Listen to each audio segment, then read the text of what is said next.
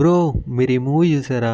Movie name ఏంటంటే goat life భయ్య. నేను జస్ట్ నిన్నే ఈ మూవీ చూసాను భయ్య. మూవీ చూసిన దగ్గర నుంచి ఇదైతే నా మైండ్లో నుంచి పోవట్లేదు. ఈ మూవీ అసలు ఏం తీశారు భయ్య? 8 years తీశారు. నిజంగా మన ముందే ఈ క్యారెక్టర్ ఇలా బిహేవ్ చేస్తుందా అన్నట్టు ఉంటది భయ్య సినిమా. ఈ మూవీ స్టోరీ వచ్చేసి చాలా థిన్ లైన్ లో ఉంటది భయ్య. ఏంటంటే ఒక నార్మల్ కుర్రోడు విలేజ్ నుంచి వేరే గల్ఫ్ కంట్రీకి వెళ్ళి డబ్బులు సంపాదించడం కోసం వాళ్ళ ఫ్యామిలీని సరిగ్గా చూసుకోవడం కోసం వెళ్తాడు భయ్య. స్టోరీ చెప్పడానికి చాలా నార్మల్గా ఉంది కదా భయ్య. అదే ఈ స్టోరీ ఈ మూవీలో మీరు చూస్తే మైండ్ పోతుంది భయ్య. మూవీ అంతా డిస్టర్బింగ్ విజువల్సే భయ్య.